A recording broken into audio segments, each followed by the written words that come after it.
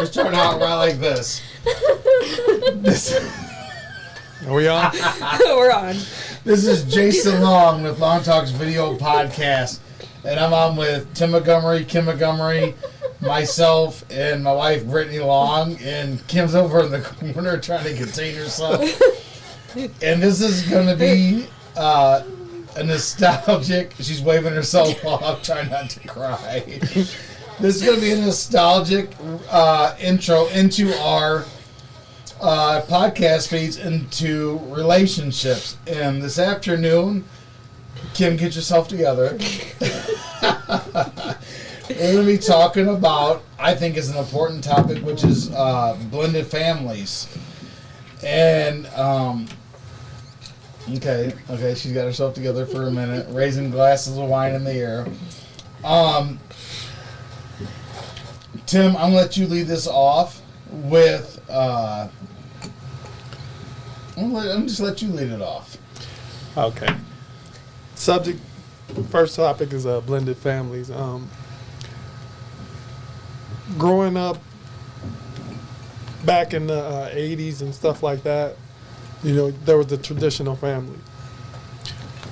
Now that we're in the information age and, you know, the 2000s, the family structure has changed to more of a blended family. And now we have more responsibilities as parents to be able to raise a kid that's not biologically yours, but at the same time, you have to treat them the same as you treat your own blood and show them and mentor them the right way is bringing them up, you know, to do the fundamental things the right way and have a certain respect for them. Correct. Is it easy? No. But can you work through it through the family structure? Yes. It's all about values and morals, like I said before, respect and communication. We've talked about this before, and I'm going to use this again. It's the get and got. I got to raise a stepdaughter, right? But if you when I say that, you think in your mindset it's like it's a burden or something. But when you say I get to raise a stepdaughter, that changes the whole mindset, right? It does. Right. So Yes, it does. that's the thing that we have to instill in kids these days is the right mindset. Some words will put you in a stressful situation. I got to go to work. I got to be here on this day. But if I get to, hey, I get to work. Some people are unemployed. Mm-hmm. Right. You know, so you're changing the mindset. So when you talk about getting got to, what do you remember from X amount of years ago when I asked you for my first day off and God knows how long. Come on, man. Hey, I remember this like yesterday. Like I said, me and Jason always, from day one, we had a great relationship. We also had a great working relationship. I mean, the guys drive, you know, with like none other. He come in one day, hey, man, I need this day off. I looked at him like, dude, what do you mean you need a day off? He never asked me for a day off. He was like, come here. He didn't want to say it in front of people. So he was like, hey, I was like, you got what, man? You got what? Speak up. And he was like, I got a date I'm going on. So I'm like, okay, cool. And he was like, and mind you, it was raining like a mug. It was raining. He was like, you think you can get away and come with me? Because, you know, I'm, you know, going by myself. I'm like, no. No. So. Oh, man. Umpteen years later, here we have Mr. and Mrs. Long. But it was kind of, I remember it like it was yesterday. I mean, if you knew me and Jason, you know all the stuff we talked about, laughed about, and things like that, you would understand why this is so funny to me, because it's, hey, we've been through all of that, and now we're talking about relationships. So right, and we've sat on my front porch and polished off bottles of wine and as talked we are about. now. Right, exactly. Some things don't change. Right. I still remember when you came over with your first bottle of red wine.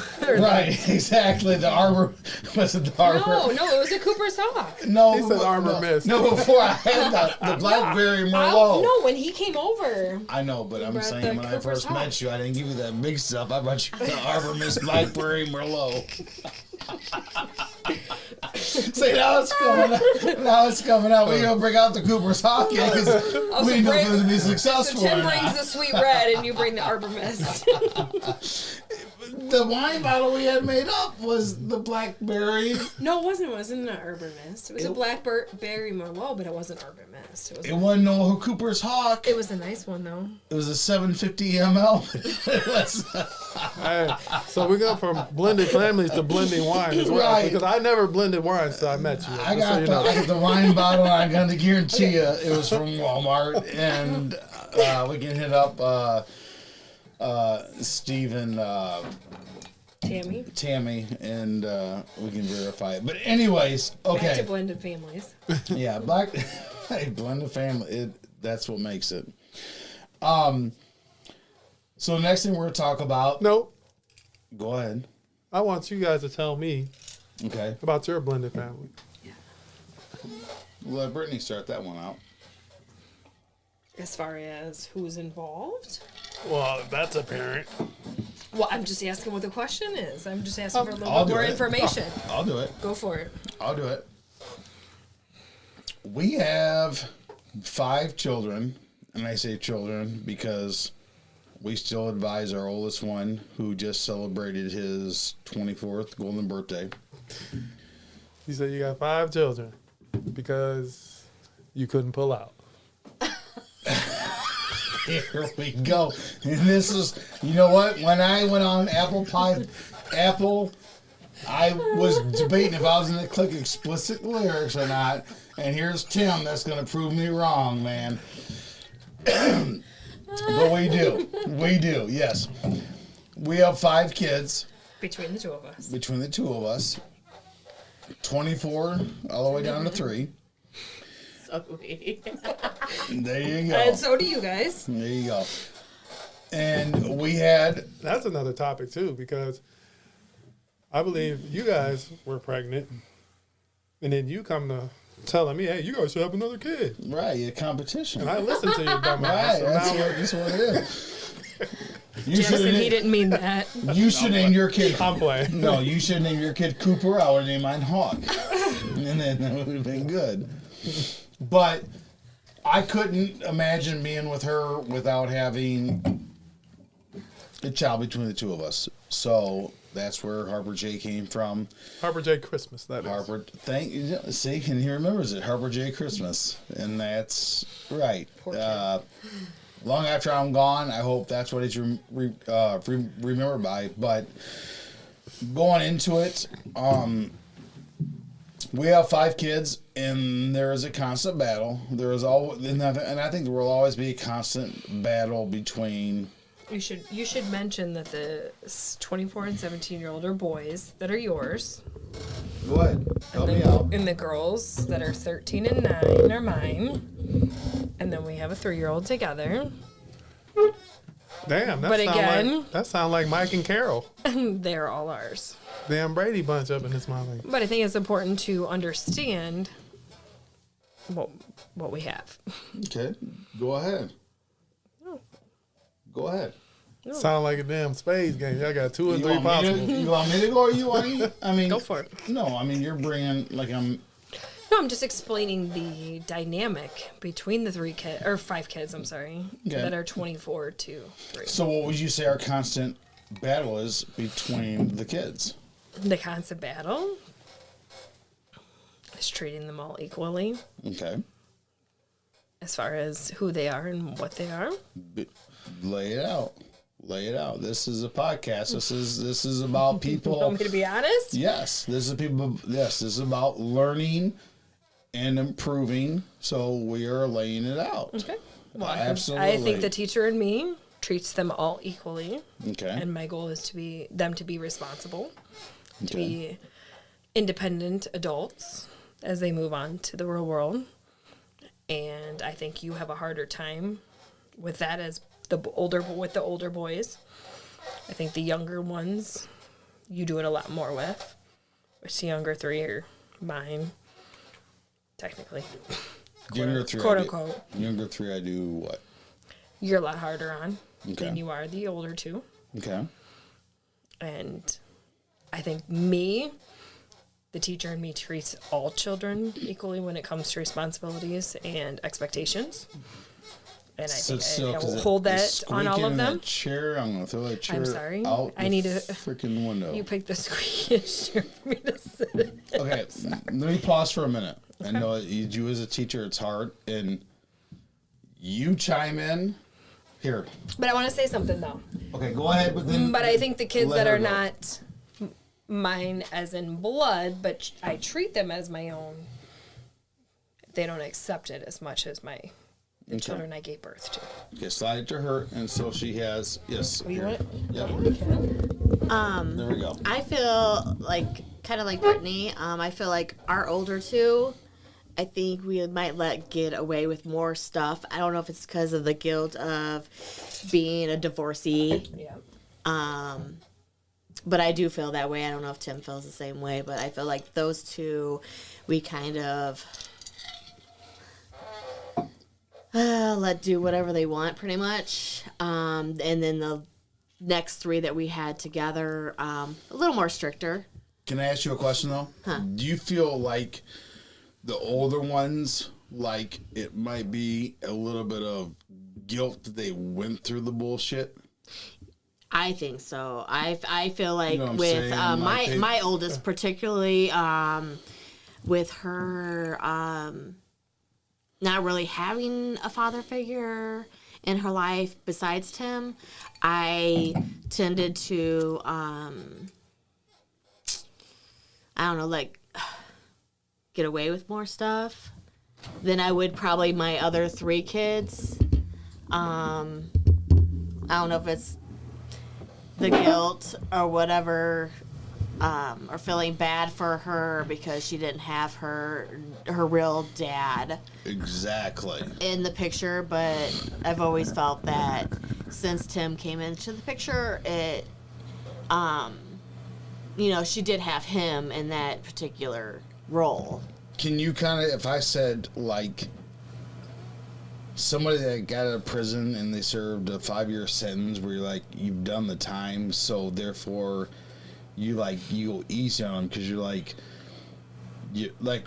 with my boys, the way I feel is the year I got divorced, I made $95,000 at Shapiro. Divorced. My oldest boy took care of my youngest boy because I promised them I'd have them out of a townhouse into a home, which you helped me move into my home, and I made that dream come true.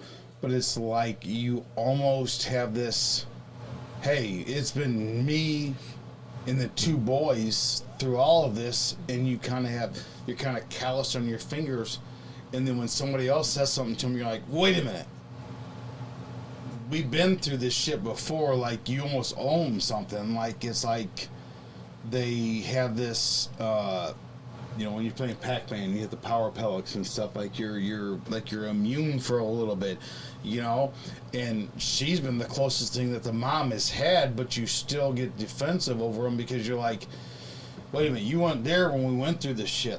We didn't have you when we went through this stuff, and we didn't have anything, and I don't qualify for food stamps, but I'm trying to make enough money at work, and calling Jordan off of school so he can take care of Carson in the morning, make sure he gets on the bus, Well, I'm not trying to interrupt you. No, go ahead, man. Go ahead. I'm going to say this. I know what you went through and all of that, but what I will say is this. When you got with Brittany, she brought balance. Mm-hmm. And that was something I thought you would, it wasn't stable, you know what I'm saying? Because you were doing all you could, working, trying to raise 2 boys, you know what I'm saying, dealing with your situation, which you did an amazing job. But when you met her, that brought balance to your life. I think you kind of held them closer to your chest, didn't want to, you know what I'm saying? I don't know I don't know what you guys' situation was at first, but I think you were trying to hold them close to you, because it's tough to, when you have a kid, to, and then you jump into a relationship and you're blending your families or whatever. It's tough to let that go. Right. It just is, because you don't know, in the back of your mind, you don't know at the beginning, is this going to last? Is it not? Am I going to put my faith in this person, and this person walks away from my kids, and my kids are then going through it twice, now they're hurt again, type thing. I think that might have been part of the problem, but through the years, I've seen, you know what I'm saying, you guys care for them all the same. From what I've seen, I mean, we haven't been as close and, like, you know, together all the time, but I don't think much has changed. I mean, they just gotten older, and once they get older, they don't want to be around the parents anyway. I'm gonna tell you that right now. Shaylee and Paige, they ass was out of there. They didn't want to hang out with us. We go somewhere to a theme park, they're out of here. I'm not hanging out with my But parents. Shaylee does, you know, with her being in town, she does come around every once in a while and, you know, wants to hang out or bring Carter over and take a nap. You know? Right, on the couch. Yeah. And so, how do you? Let's just say you've got. If we went back, you go back 7 years, and you would ask somebody that's going into a blended family, like, what advice would you bring them going into it? Obviously, I said blended family, but what is the number one advice that you would bring going into a blended family? That's a great question, and I'm gonna separate it. Okay, going into a blended family, my advice would be, you have to remember that it's you and that person. You and that person. Everything depends on your relationship.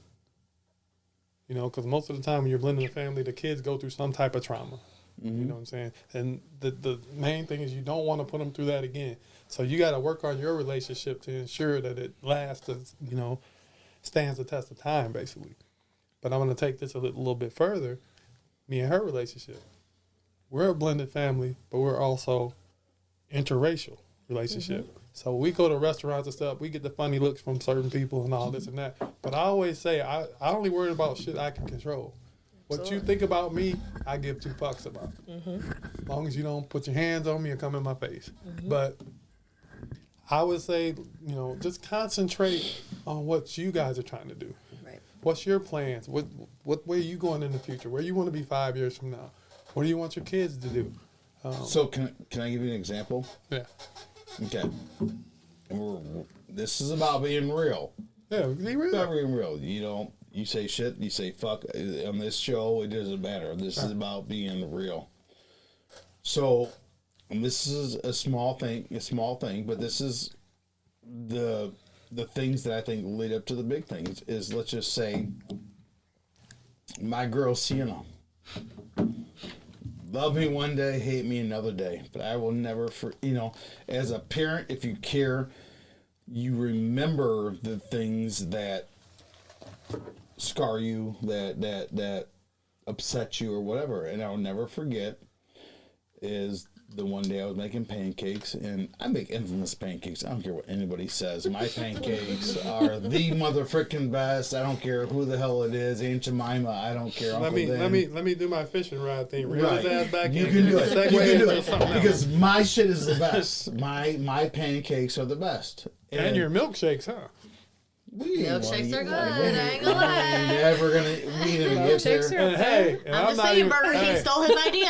I'm hey, just saying. hey, and I ain't even gonna say it's guacamole from scratch. No, and Tiny. That's a whole nother show. Tiny would throw you under the bus because it's been 2 years since she's had guacamole.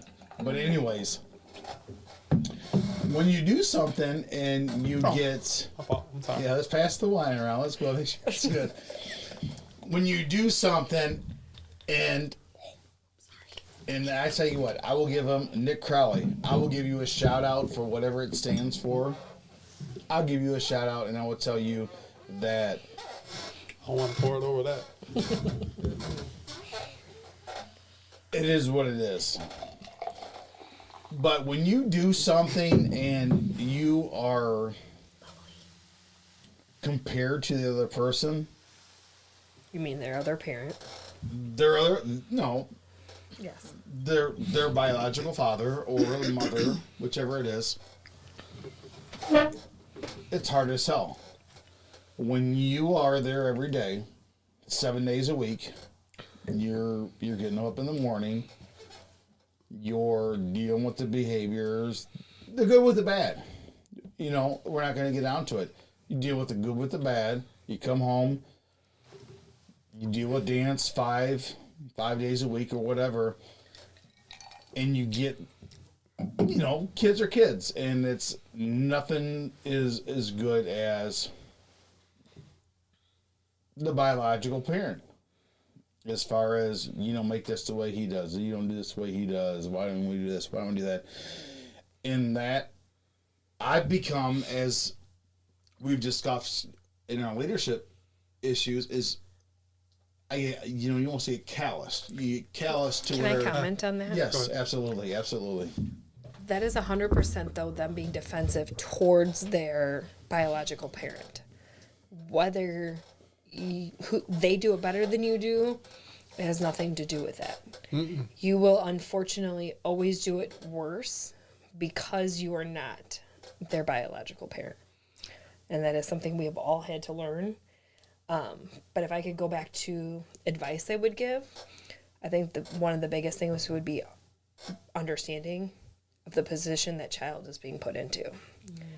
And I think a lot of quote unquote step parents, who I like to use bonus if you deserve that title, I think a bonus parent has the understanding of what that child has been put through, whether it be based off of their own personal experiences of being that child who is being put in that situation, or just because they are able to see it from the child's perspective. I think a lot of quote unquote step parents are selfish and they don't see what the child sees. And I think it's important that the bonus parent is there as a, like Tim said, as a role model, as a person that's going to tell you right from wrong, teach you right from wrong, is going to teach you how to be a successful adult, whatever the case may be, but also love you as much as they possibly can. But I think the biggest thing is acceptance. Right. Is when you are not the outsider coming in, but you are also considered to be one of our children. And I'm going to piggyback before you jump in. She said, off of what she just said. And what I got out of that is something that we've talked about before. We're dealing with the kids and stuff. Our perception is not their reality. Right. And we have Right. to remember that before we make an assumption about things. We got to look at it through the lens of their eyes and what they've been through. So that's just something we need to keep in consideration. But it's at the same time, and I don't want to stay on the subject longer than we have to, but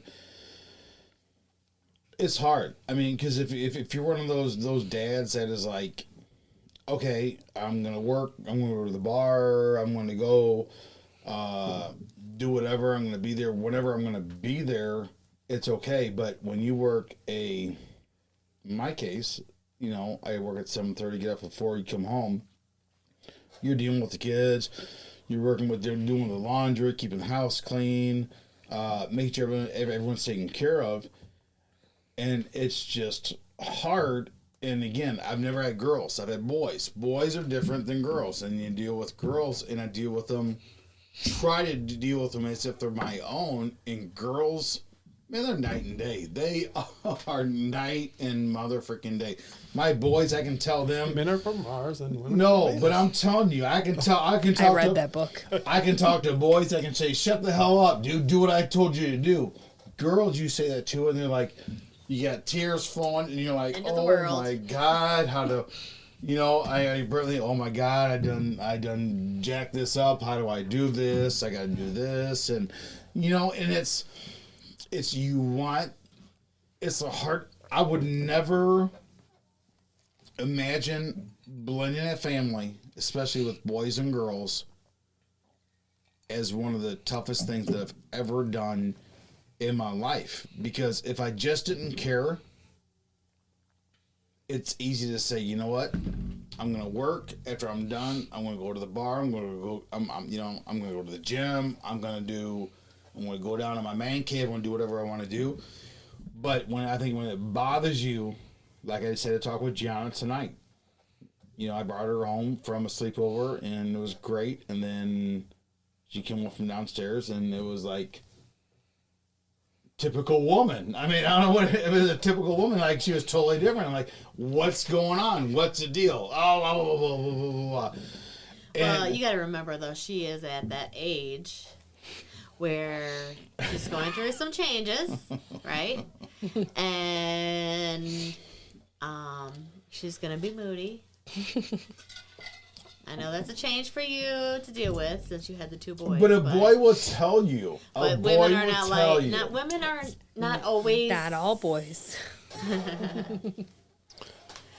And it's hard. And it's hard because. And it's even hard for us moms dealing with that also. It is. Right. And the thing is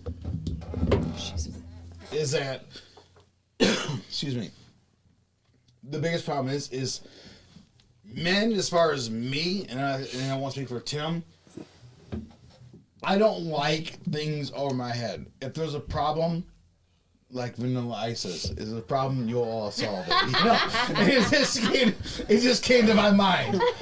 You know, if there's a problem, let's solve it. I mean, I don't want to dread on stuff. I don't want to know, you know, figure it out what you did. You know what you did. Don't bring me problems, bring me solutions. Right, exactly. And the thing is let's figure it out. Let's get through it. But as far as girls, adolescents, young women, like, Tim, help me out. Okay, I'm gonna help you. Can I help you out? Hold on. I don't have time to figure it out. I mean, I gotta go to work. I mean, I gotta go to work. I gotta focus. Well, you have two girls now, so you need to take the time and figure it out. But we gotta have this. We have this resolved. I mean, I gotta go to work and figure it out. So, like, can we speed this up a little bit? So, Tim, what's your experience with Shaylee and Peyton? And Paige. And Paige. I was gonna say you're missing one. My experience with them, because I know Paige, and she was a handful. Well, especially when I was working the second shift. Well, Paige would try me, I'd say. Mm-hmm. You know, but I'm not going. So then she called her mom. Tim won't let me do this. Tim won't let me do that. But if it was something, you know what I'm saying? Sorry. If it was something that I knew. Sorry, this chair is driving Jason crazy. No, he don't like the semi-red. He don't like the semi-sweet red. I took a sip of this Harbor Hill, and I'm like, damn, what the hell we all got going on in here? Because something with me is I'm gonna always. That's what it is. I'm gonna always make a decision, and that comes from my coaching background and all this and that. If you ask me something, and I think in my back of my mind, because I'm like, well, shit, I was 13, 14. This was back when, they used to want to go to carnivals or whatever, Bourbon Friendship Festival, whatever it might be. I'm thinking, okay, what did I do when I was 13, 14? Absolutely. No, you're not going.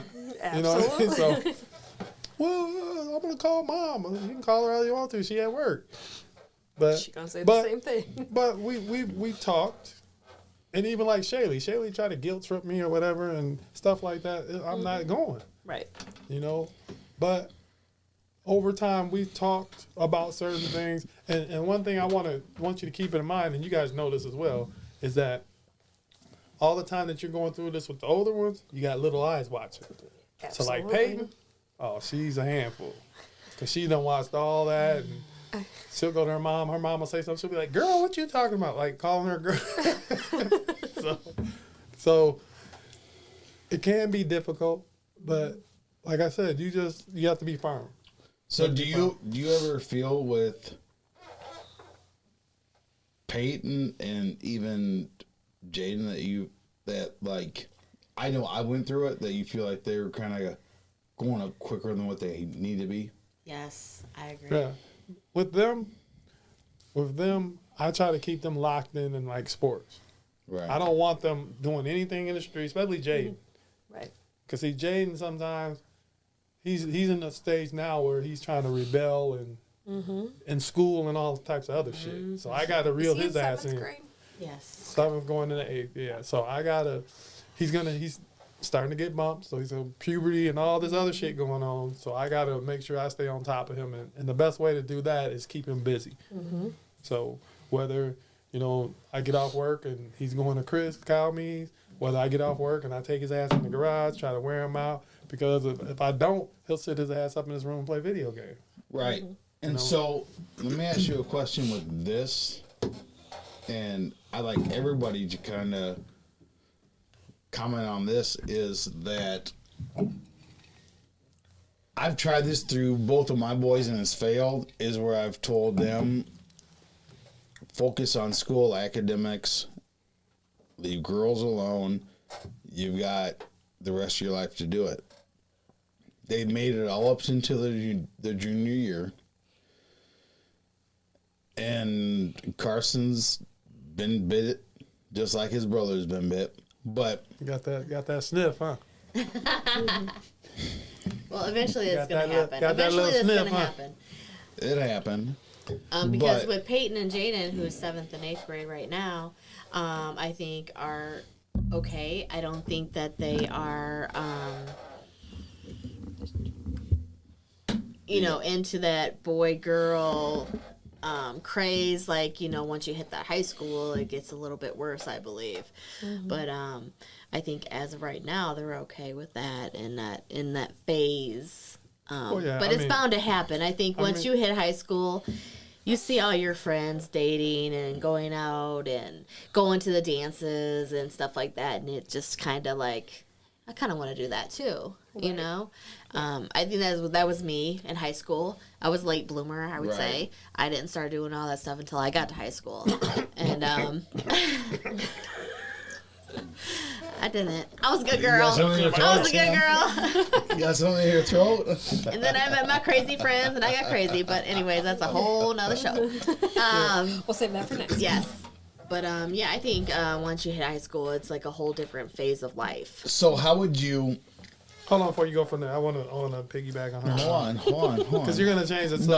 No, I'm not. You piggyback on top of mine. See, I'm still back in. I want to give advice for something. Hold on. Let me just say what I got to say. Tim will say what he has to say, and you piggyback on top of it, because... I don't want to piggyback. I want to go how back would to you, where we're at. as a son that is eventually going to go into high school, what advice would you give to somebody who, if they're a student athlete, on keeping focused on what you have invested into them going into high school? Because high school is going to elevate, hormones are going to get into it, and what have you. So you can totally wipe out what I have to say, or you can add on to what I have just said. Actually, you led me into what I was going to say. I know. I've already had this talk with Jaden over and over again. We've talked about different We're talking athletes. about 2 years, exactly where you're at from now. We're talking about, we talk about different athletes that have been through these situations. I tell him, even though the odds of making the NFL is humongous, I tell him, stay in your agenda. Your agenda is to work out, try to get yourself better every year, right? The prize is walking across that stage. Once you walk across that stage and get that contract, the women going to come anyway. So why worry about them now? So what happens his sophomore, junior year, and he has a girlfriend? Then his pullout game needs to be strong. No, but he needs to understand that how difficult it will be. Just say he's a junior or senior, he gets a young lady pregnant or whatever, and she decides, they're going to have the baby. You're going to be going to college. Hold on. What are you talking about, baby? We're just talking about, like... I'm just saying in general. Hold on. That's what's going to happen. Hold on. We're not even talking about having a baby. We're just sitting here talking about, like, let's just not even talk about that, but focus on academics and athletics. And both my boys, all I'm saying is both my boys were great up until their junior year. And the junior year, once it happens, it's like, is it a prom thing? Is it like a? I'm gonna just say this, and I'm gonna let it go to Brittany. Then we're gonna jump to the next topic because we've been on this one for like 20-something minutes. We said 10 minutes. But all the stuff that you're talking about, I've already talked to him. We've had this discussion. Okay. Like I said, because like I said, we go in the garage and we work out and we talk about things because I don't want you to rush into nothing or go into nothing without having some sort of background. So can I just ask you one question? Come freshman or sophomore year, junior year, and he meets someone and it overtakes what? Okay. Hold on. See, because you're going to go into this longer. I'm trying to pass it to Brittany. I'm going to tell you like this. We're going to make it short. Okay. If she's not 6 foot, he's not even going to be interested. Seriously, because he has to think about his height. So I've told him, I said, okay, if you worry about your height, you worry about what your kid's going to be, date a chick that's 6 foot or over. Okay. So that's out of the question. So that one. Okay. That nips that in the bud. So now you got a taller lady. 6 if foot, she's damn, not look. And if she's not attractive, he's not gonna be attracted to her, right? There you go. So That's the first part. Believe me, we've had some crazy conversations. So there's a 5% chance that this is going to happen. So therefore, This poor chick's gonna have to So therefore, if she's not 6 foot or above, and he's not attracted to her, we don't even have to worry about that till he gets to college, right? Okay. So the only reason I bring that up is because that's the battle I've had between my last two kids. But we're completely off. no, we're not. Topic. Because I tell you what, we're gonna back on topic, and I'm gonna end this up, and I'm gonna. Can I say what I need to say? You're gonna have to do it. Absolutely. Go ahead, because you're gonna have to do Because a I'm part going way back to the very, very beginning in the whole blended Absolutely. families that we were on. Go on. Well, We got off a topic. No, But this is a great topic, and people are gonna listen all the way. That was way the first through. topic. We haven't even gotten to the second Go one. ahead. We're probably about done. You have to No, do we're part getting, two. yeah. Stop loss. No, because I just want to say my one last thing. Go ahead, because this is a great You topic. were still asking about advice for those in a blended family. Yes. I think the biggest thing between the husband and wife or boyfriend, girlfriend would be communication. That's in the next segment. No, that's relationship communication. As far as blended families, is that the biological parent needs to back up the quote-unquote bonus parent and what they're doing as far as so that child understands that you two are on the same page and that their biological parent is backing up the bonus parent who may be disciplining or calling to make sure it's okay, or I'm going to call mom and tell her that you're not allowing me to do that. I think even if mom was going to allow it, it's mom's job to back up, i.e. stepdad, and saying, no, you're not going, and then talk about it later, because it's important for those children to understand that you guys are on the same page and that you're not bullying them, but that you have their best interest in mind. And absolutely agree with that, because one thing I will say is time heals everything. You know, the breakup or whatever, you might couldn't stand each other, but you have to find that balance that, hey, we still have to raise a kid. Right. Or whatever. But how do you get past when one person, let's just say it's me, is over it and the other person isn't over it? And you're like, you know what? I'm tired. Like, I ain't got no more energy. You know, and again, believe me, I am as much to blame as what? You're tired. You can rest when you're dead. You got to raise kids. I understand that. But I was Thanks, Tim. No, but I'm trying to say I was as much to blame as anybody else when I first got together, because you're gonna fix the world. you're gonna fix the world, and you got the answer to everything. And I was as much to blame as anybody else. But at the point where you say,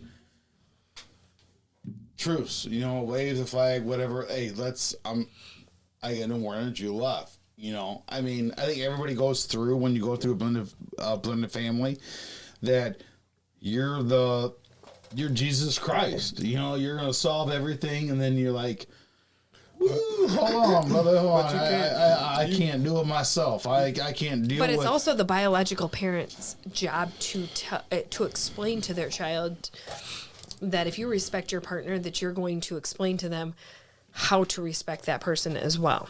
And that almost demand that respect, and you're going to respect what they ask of you because they have your best interest in mind. And you can't never throw the white flag or whatever you just said. Yes. You got to take it to a different angle. It was about, listen, I'm just really quick. It was a time that me and Paige would bump heads a lot. Mm-hmm. But you know what I did? One day I said, get up, get your stuff on, we're out of here. Where are we going? Just get up, let's go. Took her to Red Lobster. We sat down, we ate calamari and all this other stuff and had a nice long conversation. I said, look. Send me pictures while I'm at work, stuff. But I got her to a place where she liked to eat. I got her to a place where she didn't feel like she was trapped, Right. And I told her, hey, just spill it. Right. Just, this is your safe place. Tell me how you feel. Tell me what I could do better. Tell me what's going on in school. Tell me what's going on in your life. Right. And gave her that opportunity and made her feel safe, and then she would open up to me. Mm-hmm.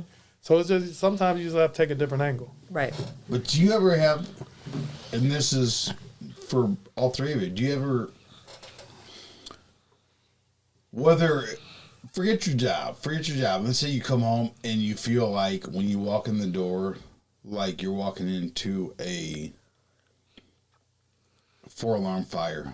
Like you're walking in and you're like, what the hell is waiting for me before I even walk in the door? And again, we have, even the kids that don't live with us, we deal with their issues. I've got a son that's 24. Our youngest one is 3. So when I walk in the door, it could be Brittany's out at the grocery store, and the girls helping us watch the kids, and it is.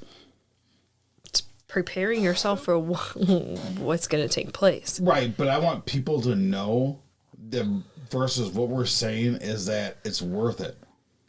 In the long run, no matter what you have going into it, we're at an hour and 9 minutes into this conversation.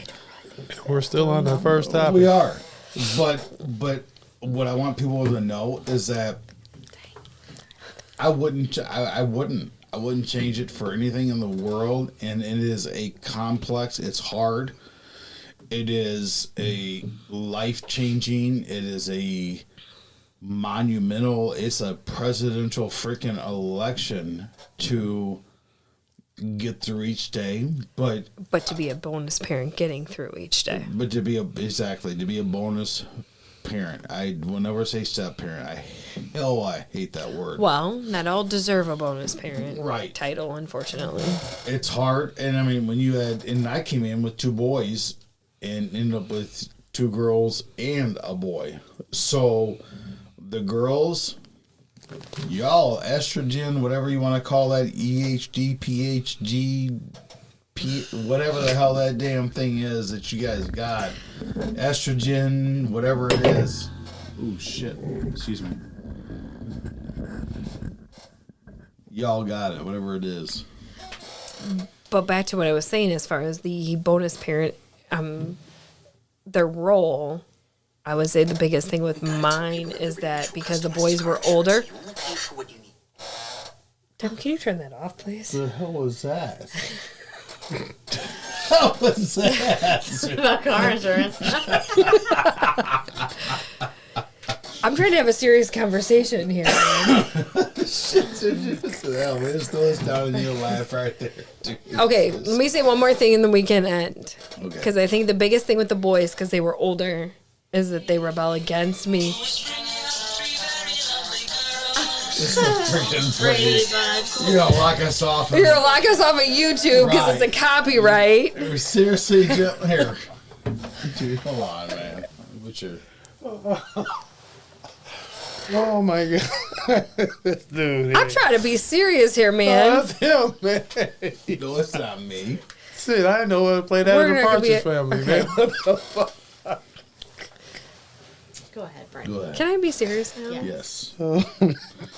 The biggest rebel that I have as the boys being older is that they don't accept me as much as maybe a younger child may, just because of the fact that they see me as a bad person because I'm asking them not to do something or expect certain things, being the teacher in me. And I think that as that bonus parent, you have to accept that and to understand. But it's also the biological parent's job to make sure that those older children understand that new parent's role and that they demand almost that respect for that bonus parent as, you know, the relationship between you and your spouse. So basically, the more active parent, the parent that accepts the more, what's the word I'm looking for? The more, You talking about the biological or you talking about the bonus it parent? doesn't matter. The parent that basically, God dang, this is hot. Have this shit back. So basically, the parent that accepts the more passive role, that is more apt into their life, into their educational, Stretching my shit out. that I ain't stretch shit out. You're a big old onion head. That's right. You're Tell a him, big old Jason. onion head. I know damn well you ain't talking about watermelon head. But the parent that is more adamant, that is more involved, is going to receive more shit than the parent that is not involved and is not following up and that is not following up on the everyday extracurricular activities, whether it's school, whether it's sports, whether it's whatever it is. And I know me and you, and I'm texting Carson every day. If I'm not texting Carson, you're texting me. We're on the campus, whatever the heck it's called, and then we're like, what's going on?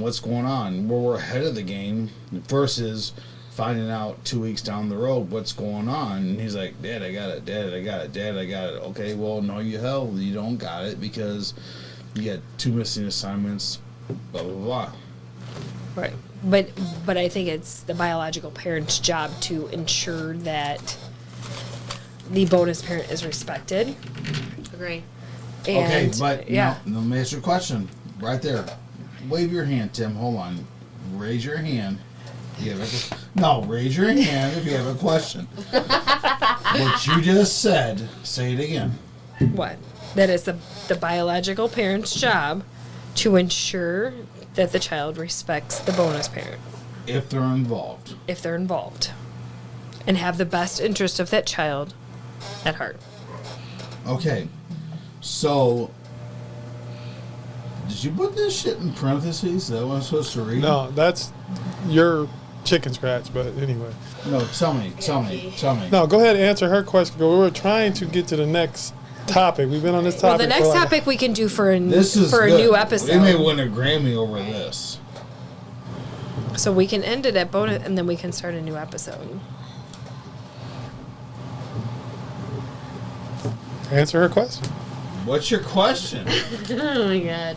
What is your question? I don't even know what your I don't really question have a is. question, but if you'd like to support my Say it idea, again. Say it once again. Because I totally that lost it is the biological parent's job to respect or to teach respect to their child in regards to the bonus parent. There is, and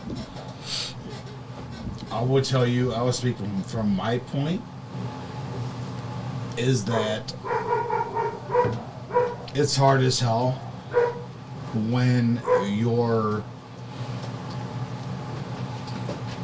other half, and I don't like to even call it your other half, doesn't support you, because that is where I assume 100% responsibility with my kids, and it's hard for the other parent to accept the fact that you want to delete them because you would rather assume the good and the bad. And Are you talking the other biological parent? Yes. Okay. Yes. You would rather deal with the good and the bad than to have to deal with the consequences of your expectations of what the other biological parent is going to bring to the table. Me, I require nothing.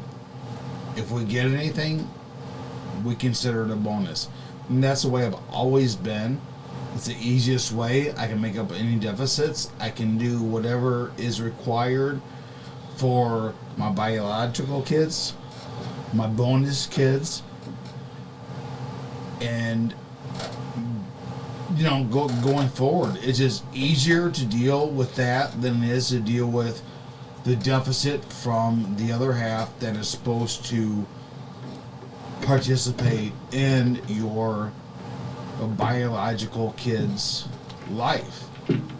And I don't know, and I want this to be a positive thing, but it is a perception. It is something that happens every day, and we're an hour and 17 minutes, and I want to keep this at 30 minutes, but I'm going to tell you, if you continue to listen to this, you will get something out of it. That when you have a blended family, you have a choice. You either pick up the slack or you don't pick up the slack. And if you're committed, you'll pick up the slack. And by what I mean picking up the slack is that your kids will not miss a beat. If your kids are in dance, if your kids are in football, if your kids are in whatever it has, you're not going to miss a beat. Wave your hand. What? Go ahead. You have a little one that's upstairs. Okay, I'll deal with it. All I'm trying to say is, if you're committed, you're going to do your job, and your biological kids, whether they're yours, whether they're not going to miss a beat. And I'm going to open the table. You guys can talk. I think you should wrap it up. I thought you were going to wrap it up. Okay. Do you have anything else? Okay. Once again, we went over what we originally wanted to go over. We're at 100 and, well, we're over. So once again, this is Long Talks Video Podcast.